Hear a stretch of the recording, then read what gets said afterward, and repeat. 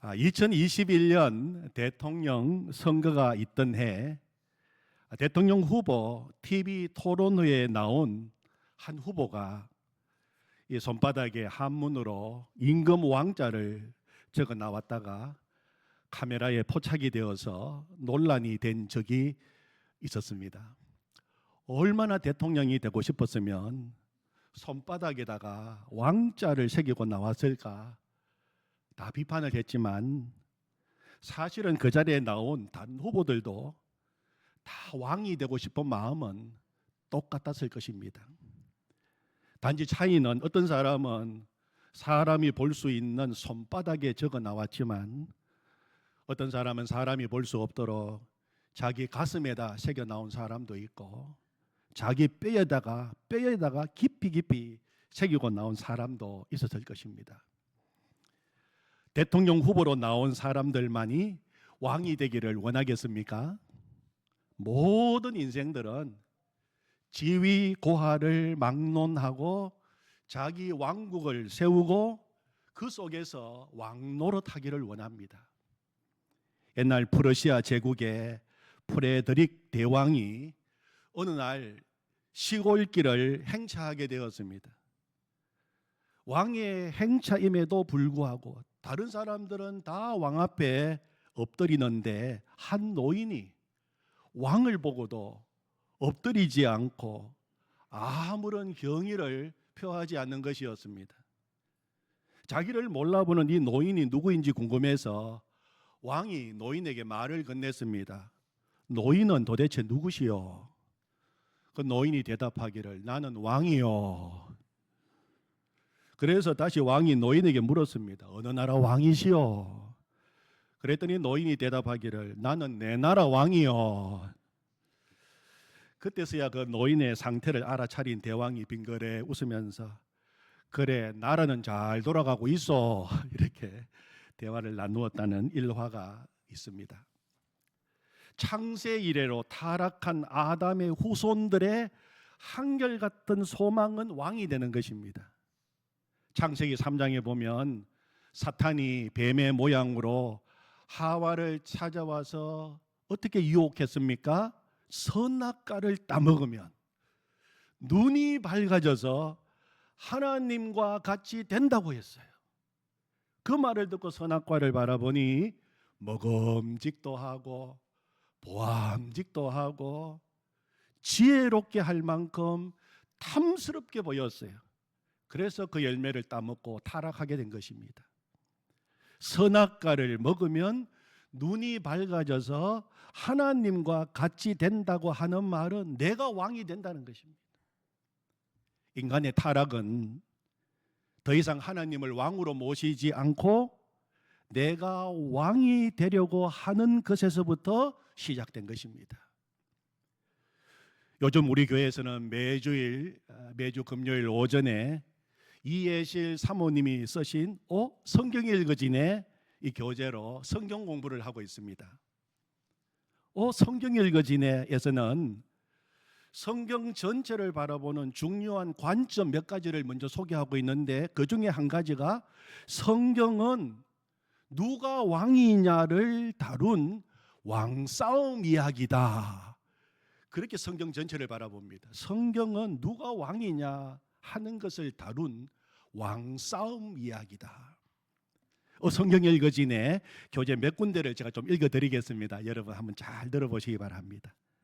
성경은 누가 왕이냐를 다룬 왕싸움 이야기입니다.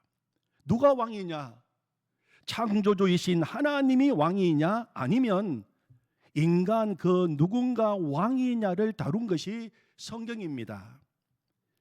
인류 역사상 최초로 누가 왕인가를 확인하는 작업이 하나님과 아담 사이에 있었습니다. 그것이 선악과 사건입니다. 그런데 아담은 하나님의 통치를 거부하고 선악과를 따먹었습니다. 하나님이 아니라 자기가 왕이 되고 싶어 했습니다. 자기 뜻대로 했습니다. 창조주 하나님을 왕으로 받아들이기를 거부한 인간은 그 이후로 늘 신경 써야 하는 이슈가 생겼습니다. 새 왕을 찾는 일입니다. 그러다 보니 누가 더 낫냐, 우리 중 누가 더 크냐, 누가 누구를 다스릴 것인가 하는 문제가 대두된 것입니다. 이 이슈를 놓고 얻은 인류의 결론은 힘이었습니다. 힘 있는 사람이 힘없는 사람의 손에서 빵을 빼앗을 수 있게 되자 힘이 곧 왕을 상징하는 것으로 규명되었고, 오고 오는 인류는 누가 힘이 센가에 의해서 역사를 쓰게 되었습니다. 사람 왕의 역사입니다. 시간이 흐를수록, 문명이 발달할수록 힘은 여러 가지 형태로 나타나기 시작하였습니다. 오늘날은 지력, 재력, 가문, 심지어는 외모까지도 힘이 되고 있습니다. 먹을 것이 있고 돈 많아지고 유명해지고 나면 그 다음에 하고 싶은 것은 다스리는 일, 왕이 되고 싶은 일입니다. 천하 통일을 하고 나서 또 그 다음에 넘겨다 보는 싸움은 첫사람 아담이 겨루었던 대상인 하나님의 자리를 놓고 싸움하는 하나님이 되고 싶은 것입니다. 예를 들면 네로 황제 같은 사람입니다. 그는 자기를 신이라고 하나님이라고 했습니다. 어쩌면 인간으로서 그럴 수 있는가 하고 혀를 차는 사람도 있을 것입니다. 그러나 사실 우리도 능력이 없어서 가만히 있는 것이지, 기회가 주어지면 분명히 거기까지 도전할 것입니다. 아니, 이미 모든 인간은 네로처럼 신이 되어 살고 있습니다. 네로는 왕관이라도 쓰고 앉아서 왕노릇 했지만 우린 누가 우리 머리에 왕관을 얹어주지 않아도 다 왕처럼 살고 있습니다. 하나님 대신 내가 왕이 되어서 내 마음대로 살고 있습니다. 하나님을 왕이시라고 고백하고 나서도 매일매일 내 마음대로 하고 싶어서 순간순간 그 싸움입니다. 왕싸움입니다. 왕싸움. 하나님이 왕이시냐, 내가 왕이냐, 왕의 통치를 받느냐, 내 마음대로 하느냐, 성경은 그 이야기를 하고 있습니다. 세상 나라 왕들은 백성들의 목숨을 밟아야 자기의 통치권이 생깁니다. 섬기려 하는 것이 아니라 섬김을 받으려 합니다. 가서 정복합니다. 그 땅의 백성들을 죽여 피를 땅에 쏟아야 그 정복자의 왕권이 인정됩니다. 그러나 하나님의 나라 왕 예수님은 자기 생명을 죽여 피를 쏟아 바쳐서 그 백성 하나하나를 국민으로 삼으십니다. 수천 년의 신구약의 역사를 통해 보여주는 것은 예수 그리스도께서 우리의 진정한 왕이시라는 것입니다. 예수 그리스도, 그가 왕이신 하나님의 나라, 이것이 성경의 주제입니다. 아멘. 여러분, 오늘 본문을 우리 같이 한번 보겠습니다. 28절을 한번 보시기를 바랍니다. 본문 28절 이렇게 시작합니다. 그들이 예수를 가야바에게서 관정으로 끌고 가니 새벽이라. 여기서 가야바는 대제사장 가야바의 집을 말합니다. 관정은 당시 로마 총독이었던 빌라도가 머물고 있던 곳입니다. 예수님을 빌라도 총독이 머물고 있는 관정으로 끌고 오기 전에 유대 종교 지도자들은 급히 산헤드린 공의회를 열어서 예수님을 신성모독죄로 사형을 결정했어요. 신성모독죄를 덮어씌워서 사형을 결정한 것입니다. 여기서 우리는 왕이 되고자 하는 한 무리들을 보게 됩니다. 왕이 되고자 하는 한 무리들. 네. 우리 핸드폰 정리하십시다. 네. 네. 네. 죄송합니다. 정리하셨습니까? 네. 여기서 우리는 왕이 되고자 하는 한 무리들을 우리는 보게 됩니다. 바로 유대 종교 지도자들이었어요. 그들은 오랫동안 유대교라고 하는 종교의 이름으로, 모세가 준 율법의 이름으로, 더 나아가서 하나님의 이름으로 자기 왕국을 세우고 왕노릇하던 사람이었어요. 아주 견고한 왕국이었습니다. 그 누구도 감히 공격할 수도 없고 무너뜨릴 수 없는 아주 견고한 왕의 자리에 유대 종교 지도자들은 있었던 것입니다. 그런데 예수님께서 나타나셔서 그들의 외식과 그들의 거짓과 그들의 위선과 탐욕을 다 덜추어내셨어요. 그들의 왕국이 얼마나 인간 왕국인지를 하나님께서 말씀하시는 것을 그들에게 선포했습니다. 그들은 왕의 자리가 흔들리는 것을 아주 위태롭게 생각했습니다. 그들의 왕국을 지키고 왕의 자리를 지키고 자기 기득권을 지키기 위해서 그들은 예수님을 죽이려고 한 것입니다. 진정한 왕이신 예수 그리스도를 그들은 죽였어요. 종교의 이름으로, 율법의 이름으로, 하나님의 이름으로 예수님을 사형이라고 그들은 결정한 것입니다. 사랑하는 성도 여러분, 혹시 우리 마음 속에는 이런 유대 종교 지도자가 없습니까? 우리도 왕이 되고 싶어 하지는 않습니까? 오랫동안 신앙생활한 사람들이 제일 조심해야 될 것이 바로 이런 유대 종교 지도자 같은 왕의 자리를 지키려고 하는 것입니다. 당시 로마 식민지였던 유대 사회에서 죄인에게 사형을 선고하고 집행할 수 있는 권한은 로마 총독에게 있었습니다. 그래서 유대 종교 지도자들은 로마 총독 빌라도에게 예수님을 끌고 간 것입니다. 그리고 이미 자신들이 결정한 대로 빌라도가 사형을 선고해서 예수님을 십자가에 못 박아 죽이도록 지금 요구하고 있는 것입니다.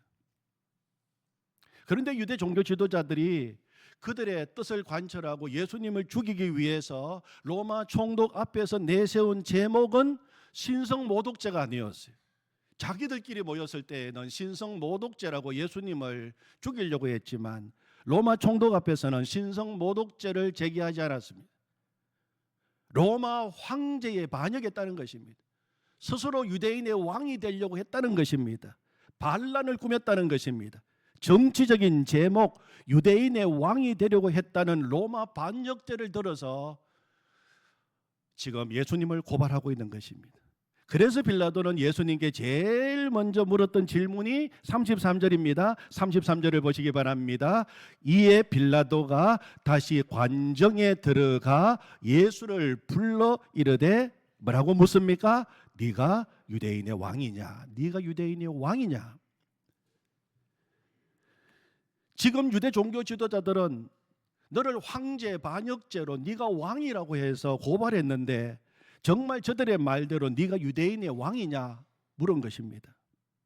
사실은 여러분, 빌라도가 몰라서 물은 거 아닙니다.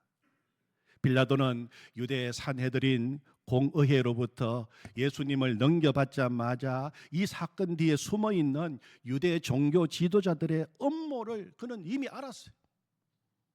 예수님에게는 로마 황제를 반역하려는 의도가 전혀 없다는 것을 이미 알고 있었습니다. 그래서 31절에 보면 빌라도가 이르되 너희가 그를 데려다가 너희 법대로 재판하라.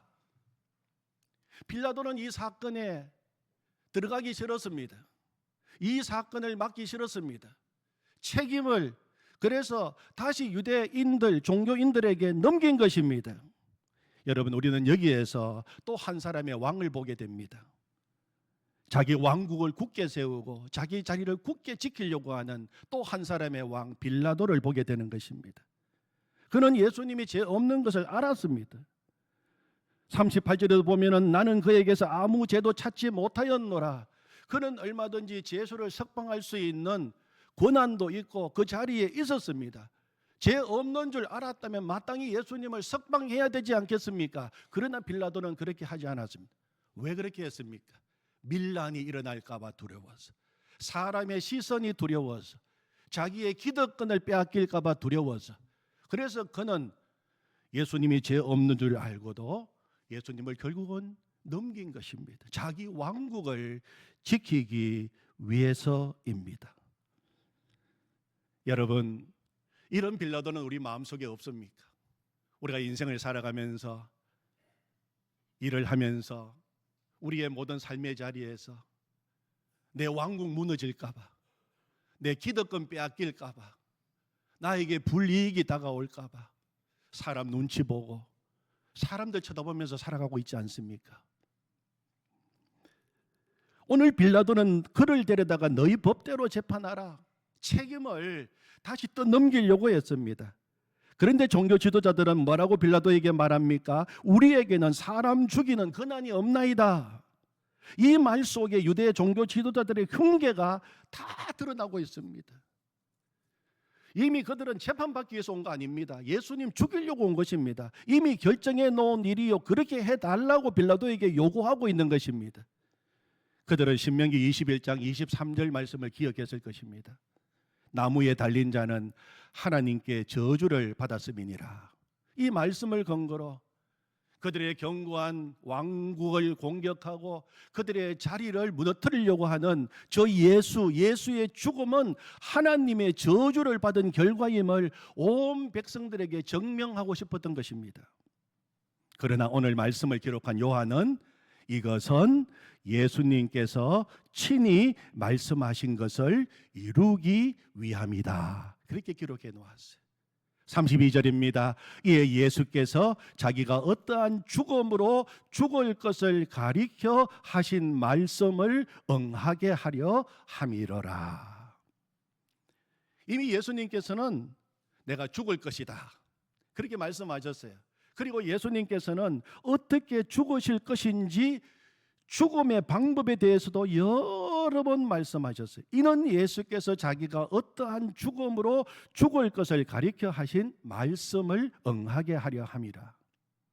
요한복음 3장에서 예수님은 이렇게 말씀하셨습니다. 14절 15절 모세가 광야에서 뱀을 든 것 같이 인자도 들려야 하리니 이는 그를 믿는 자마다 영생을 얻게 하려 하심이니라. 모세가 장대에 놋뱀을 만들어서 높이 매달아서 그 놋뱀을 쳐다본 모든 사람이 살았던 것처럼 나도 십자가에 매달리고 나를 바라보는 사람, 나에게 오는 모든 사람은 다 구원받게 될 것이다. 예수님은 그렇게 말씀하신 것입니다.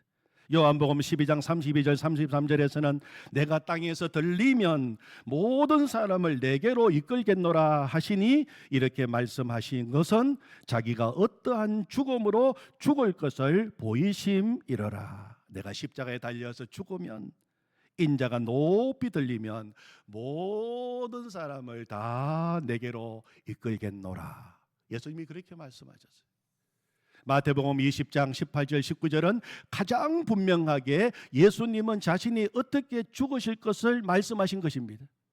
보라, 우리가 예루살렘으로 올라가노니 인자가 대제사장들과 서기관들에게 넘겨짐에 그들이 죽이기로 결의하고 이방인에게 넘겨주어 그를 조롱하며 채찍질하며 십자가에 못 박히게 할 것이나 제3일에 살아나리라.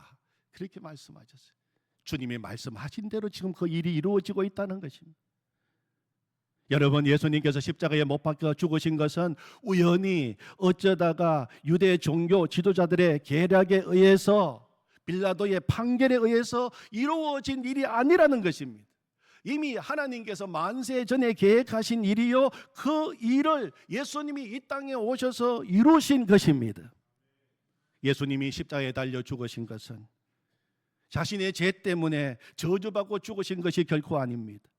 예수님이 십자가에 달려 죽으신 받으신 저주는 우리가 받을 저주였습니다. 예수님께서 내가 받을 저주와 치욕을 대신 받으셨습니다. 그러므로 우리 인생 가운데 저주와 치욕은 떠나가게 된 것입니다. 내가 받을 형벌을 예수님 대신 받으셨습니다. 그러므로 우리는 모든 형벌로부터 자유함을 얻게 된 것입니다. 내가 죄값으로 죽어야 할 죽음을 예수님이 대신 죽으신 것입니다. 그러므로 우리는 죽음에서 해방되어 영원한 생명으로 들어가게 된 것입니다. 내가 지은 모든 죄를 예수님은 한 몸에 지시고 대속의 죽음을 죽으신 것입니다. 그러므로 우리가 죄 용서를 받게 된 것입니다. 우리를 다시 새로운 피조물로 창조하시고 하나님 나라의 백성이 되게 하시고 예수님은 친히 하나님 나라의 왕이 되신 것입니다. 예수님이 왕이십니다. 이 놀라운 일을 이루신 우리의 왕 예수 그리스도, 우리 주님을 찬양합니다. 아멘. 빌라도는 예수님께 네가 왕이냐? 그렇게 질문했어요. 그때 예수님이 뭐라고 대답하셨습니까? 내가 왕이니라. 그렇게 예수님은 말씀하셨습니다. 그렇습니다. 우리 예수님은 왕이십니다. 우리 예수님이 진정한 왕이십니다. 우리 인생의 왕이십니다. 유대 종교 지도자가 왕이 아니라, 빌라도가 왕이 아니라, 오직 예수 그리스도, 그분이 우리의 진정한 왕이십니다. 예수님은 왕으로 이 땅에 오셨습니다.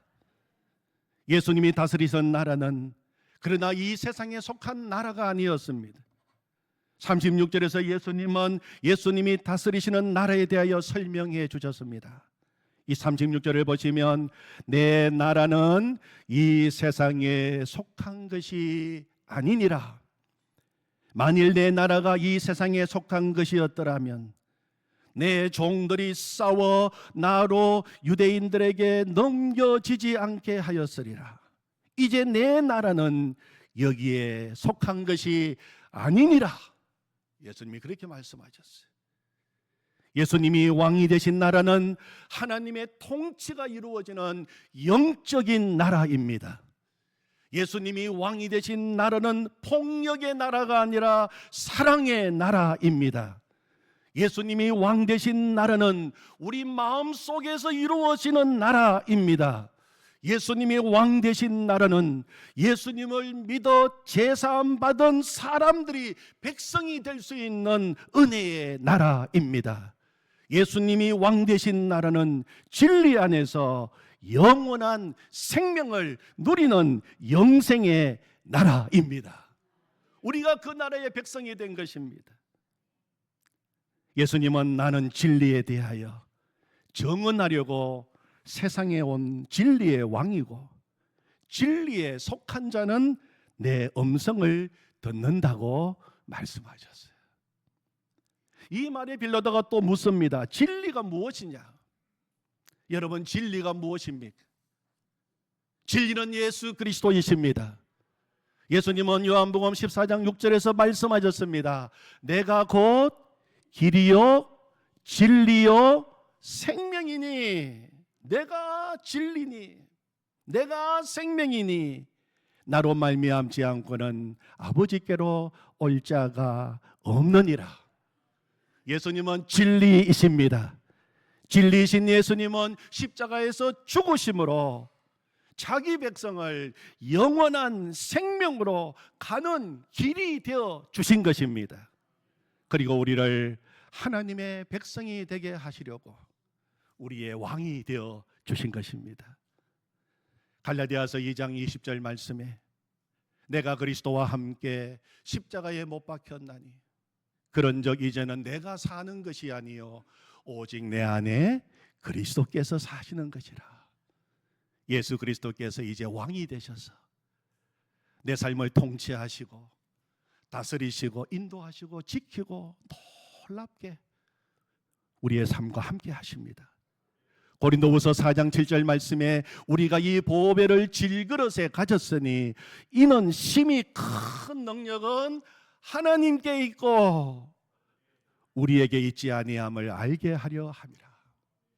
질그릇까지 연약하고 깨어지기 쉽고 넘어지기 쉬운 우리들이지만, 그러나 우리 속에 왕이신 예수 그리스도, 보배이신 예수 그리스도, 능력이신 예수 그리스도, 승리하신 예수 그리스도, 그 주님이 우리 가운데 계시기 때문에 우리는 예수 생명으로 살게 되고 예수 능력으로 승리하는 하나님의 백성으로 살게 되는 것입니다.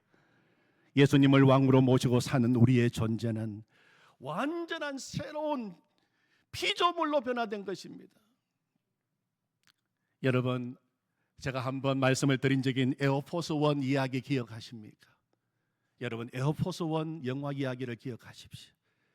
에어포스 원 마지막 장면에서 대통령은 추락 위기에 대통령 전용기에서 공군 수송기로 옮겨집니다. 그렇게 아름답고 잘 만들어지고 값진 대통령 전용기에서 공군 수송기로 옮겨집니다. 그 순간 공군 수송기의 호출명이 뭐라고 바뀝니까? 에어포스 1으로 바뀌는 것입니다. 비록 기종은 수송기이지만 대통령이 타고 있기에 공군 1호기가 되고 에어포스 1이 되는 것입니다. 이처럼 예수님을 우리 삶의 왕으로 모시고 살면 우리의 정체성이 변화되고 삶의 방향이 완전히 새로워지게 되는 것입니다. 새 인생을 살게 되는 것입니다. 예수 그리스도께서 내 안에 계시기 때문입니다. 사랑하는 성도 여러분, 세상에 아무리 예수님이 왕 되심을 거부한다 하더라도 수많은 사람들이, 오늘도 유대 종교 지도자들이 수많은 빌라도가 왕이 되려고 혈안되어 있는 이 시대에 우리는 예수님을 진정한 나의 왕으로 모시고 살기를 원합니다. 아멘. 예수님은 나의 왕이십니다. 예, 나 왕. 예수님은 나의 주십니다. 예, 나 주. 우리 같이 한번 선포하십시다. 예수님은 나의 왕이십니다. 예, 나 왕. 예수님은 나의 주이십니다. 예, 나 주. 아멘. 아멘. 하나님 아버지 감사합니다. 하나님, 여전히 내 속에서도 싸움이 계속되고 있습니다. 왕싸움이 계속되고 있습니다. 하나님, 여전히 내가 왕이 되고 싶어 합니다. 오늘도 선악과를 바라볼 때마다 먹음직하고 보암직하고 조금만 따먹으면 왕이 될 수 있는데 수많은 갈등 속에서 살아가고 있습니다. 주님, 그러나 다시 예배 자리에 나오게 하시고 예수님이 나의 왕이십니다. 예, 나 왕을 선포하게 하시니 감사합니다. 예수님이 나의 주이십니다. 예, 나 주를 선포하게 하시니 감사합니다. 그렇습니다. 내가 내 인생의 왕이 되면 슬픔과 좌절과 눈물과 실망과 절망밖에 없습니다. 그러나 예수님이 내 삶국에 오시면 내 삶은 소망이 생기게 되고 기쁨이 있게 되고 내 삶은 주를 모시고 살아가는 복된 길이 될 줄로 믿습니다. 예수님을 왕으로 모시고 싶습니다. 진짜 왕으로 모시고 싶습니다. 예수님만 왕으로 모시고 살게 하여 주시옵소서. 예수님의 이름으로 기도하옵나이다. 아멘.